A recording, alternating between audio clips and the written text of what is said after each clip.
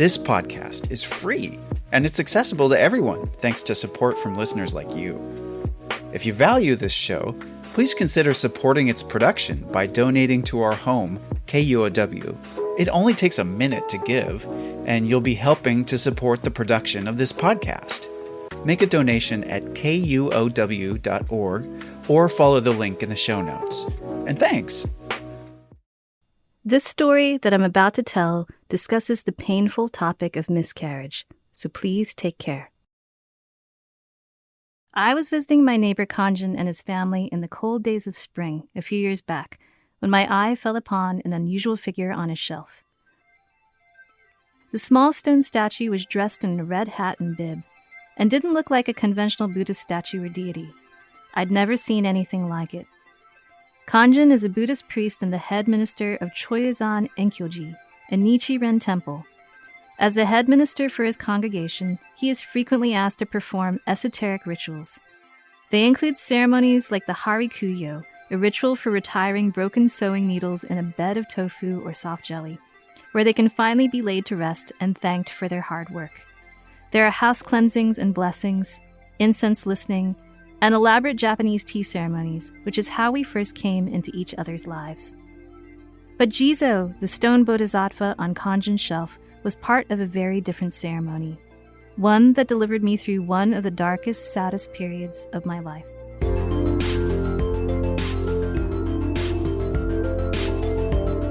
This is 10,000 Things, a podcast about artifacts of Asian American life. I'm Shin Yu, your host. Today, Jizo Bodhisattva.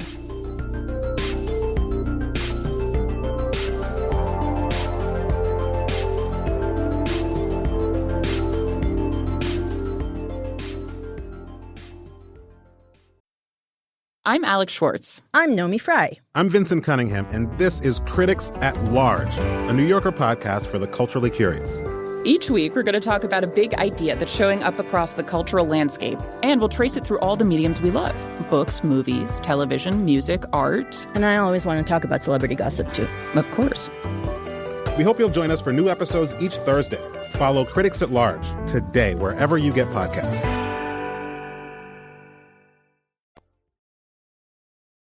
A bodhisattva is a being dedicated to helping others. A being that vows to put off their own enlightenment for the sake of all suffering beings, until we all awaken. The Jizo Bodhisattva is at the heart of a ritual called mizu kuyo, or the water child ceremony.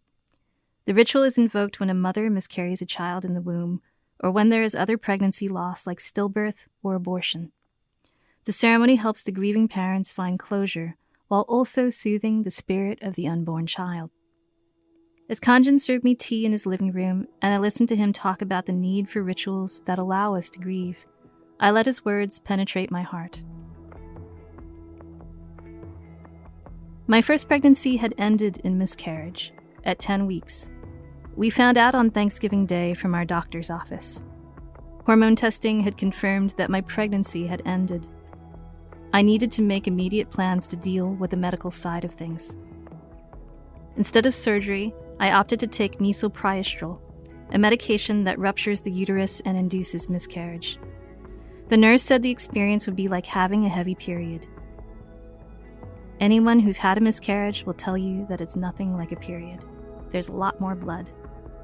A week later, I got on a plane to California to see my father. I had no time for grief. I'd promised to take my aging father back to Taiwan, to visit his family and the sites of his young adulthood, including his military service.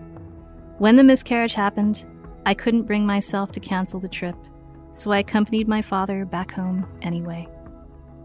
In retrospect, that was not the best idea for my marriage, because I denied my partner the right to process our grief together in the immediate aftermath of loss. It also wasn't the best thing for my relationship with my dad. But mostly, it wasn't the best thing for me. I was still in shock, trying to go through life as normally as possible, but grief would slip out at inopportune moments. I spent nearly 21 days traveling with my father, and everywhere he found a temple, he lit a stick of incense and prayed to the gods that they'd put another baby in my womb to replace the one that didn't survive. On that journey home, I tended to my father's well-being. We visited Nangan Island, where he'd been stationed as a young soldier in the 1960s, just after the Second Taiwan Strait crisis. China had resumed their bombardments and artillery attacks on the islands during my father's time in the military. The landscape of Nangan brought his PTSD roaring back to life. My father asked me if I too saw the dead bodies that stared back at him from the rock faces and craggy hillsides lining the road, leading up to the military garrison. My father was reliving his own trauma, while I was going through my own. And because I seemed strong enough on the outside, he misunderstood that I hadn't actually recovered from losing a child.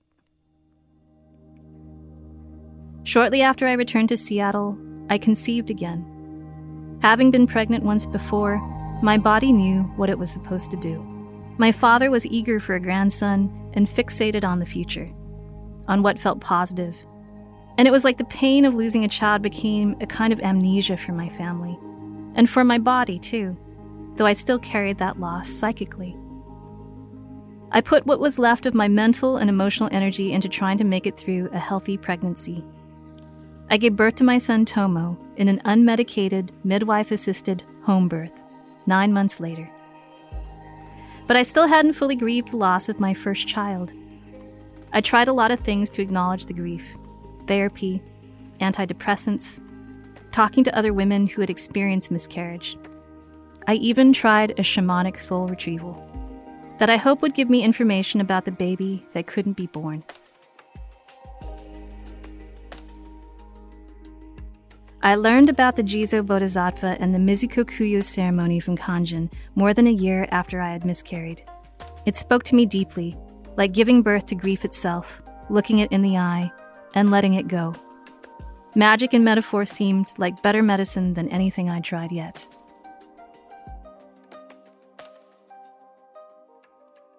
So after that spring conversation, I went straight home and told my husband what I needed from him. Then I emailed Kanjin and asked him to perform the ritual for our family. The kuyo ceremony involves organizing several things. It's necessary to acquire a Jizo statue. Jizos are often depicted standing, attired in robes, with calm little faces. Sometimes their hands are posed in prayer. Others hold precious stones. I also received a set of verbal instructions from Kanjin. We'd need to choose gifts that we'd offer during the ceremony, and I'd need to bring milk. I ordered the Jizo online from Etsy after looking at hundreds of stone, wood, and plastic figures. The design of the statue needed to be specific. Kanjin would be placing ashes inside the Jizo, so it needed to have a removable head. I settled on a small 4-inch statue holding a small gem, a wish-fulfilling jewel that lights up all darkness and grants any wish. Kanjin also told me to make clothes for my Jizo before the scheduled ceremony, so I bought some red felt from Hobby Lobby, which sat in a pile of stuff on my desk for weeks. I don't actually sew. But I knew what was being asked of me was to bring my best effort and self. That said, I was so overwhelmed by feelings, so much of the time. I needed help.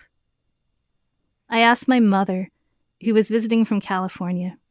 She repairs clothes, hems pants, and crocheted hats for my newborn son, and does everything I can't. In the absence of words and a common language, it's how she shows her love to me. She removes obstacles. She didn't ask questions.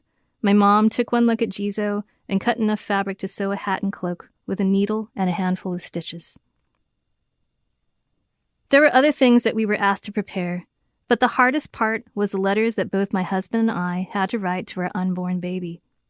Court waited until the last possible moment to write his note, and then he hid it from me, like he'd hidden away his tears and his grief.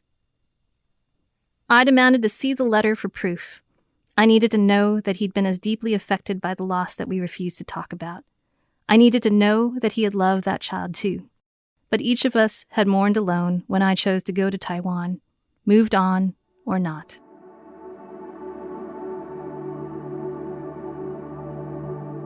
The day of the ceremony, we drove to the Chinatown International District with the Jizo and everything else we were asked to bring. Breast milk pumped from my body, fresh flowers, and gifts. Our son Tomo was with us too. Kanjin had warned us that the spirit of an unborn child can sometimes trouble their sibling in sleep, in their longing for a playmate. Kanjin's assistant met us outside on the sidewalk and took us up several flights of stairs to the temple. Kanjin greeted us and introduced us to his assistants. They were all white men. I hadn't known what to expect in every sense. I was the only woman, the only mother in the room, and it felt so lonely. Yet they were all there because I had asked for someone to hold the space. These men didn't have to be like my Confucian father, who just needed me to move on. And because I wasn't married to any of them, they had no opinions about me. My choices hadn't alienated them in the way that my decision to grieve separately from my partner had hurt him. These men had appeared in my life at my request to help remove grief. I placed the Jizo on the ceremonial altar. Kanjin chanted prayers and produced a paper figure with a face drawn on it. He handed my husband and I small green leaves and instructed us to dip the leaves in the milk that we had brought and feed the paper baby. We drew the leaves to the effigy's mouth. We offered gifts of rice candy, saved from our wedding years ago, and a wooden toy top and a miniature figure of Totoro. We presented our notes to our paper child. We didn't get to read them, so I was grateful that the night before I'd snuck a look at my husband's note when he wasn't looking. Addressed Dear Baby, his words expressed regret and a simple wish. I hope you find the love you need. I promptly fessed up to my partner that I took a long look at his note. Knowing my deep need for words, he wasn't surprised or mad at all. But his note opened up the space for us to talk honestly and helped me to understand that my husband had felt his own pain about what had happened. We were connected in that loss. Our offerings expressed our care and the completion of a relationship that could not come to being. We'd fed our child, played with them, and celebrated their life, given them the love that we'd been denied the opportunity to share. Kanjin tossed flower petals into the air, which rained down like sakura blossoms in spring. He turned his back on us when he lit the paper figure on fire, so that we wouldn't have to watch, or see that he was cremating the body. And once it had burned to ash, Kanjin spooned what remained into the body of the stone Jizo. We enshrined the Jizo at the temple, where they will be cared for long after my husband and I are gone. Through the metaphor and symbolism of the musical kuyo ceremony, I found a way in which I could fully let myself grieve. My child would have been born on June 22nd, 2013. Every year, as the days grow longer and the summer solstice comes nearer, my own days get heavier as I approach a private anniversary of loss and letting go.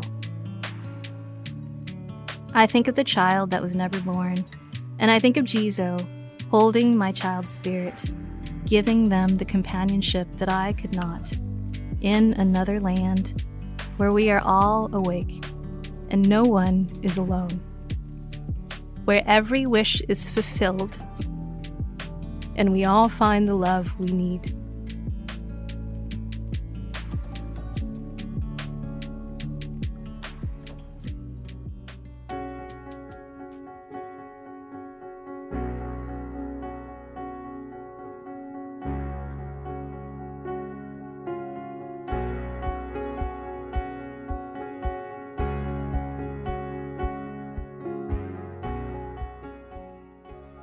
"10,000 Things" is produced by KUOW in Seattle.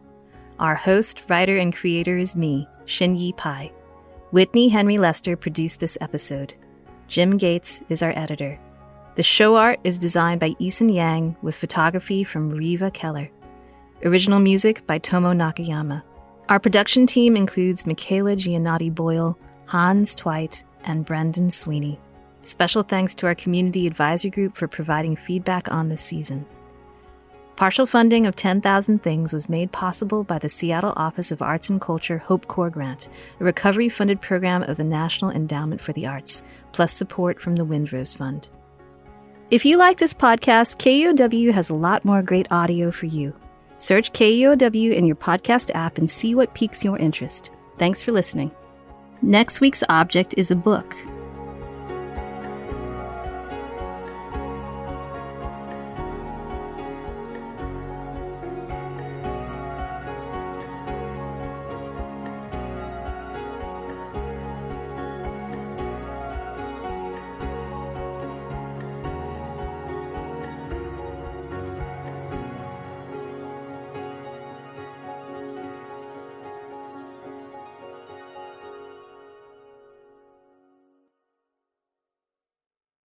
At Soundside, we bring you news and conversation rooted in the Pacific Northwest. Hi, I'm Libby Denkman. I think of my job hosting Soundside as, number one, asking tough questions of powerful people, the questions you, KUOW listeners, want answered. And two, bringing you a daily slice of the fascinating, confounding, and often goofy side of life in Washington State.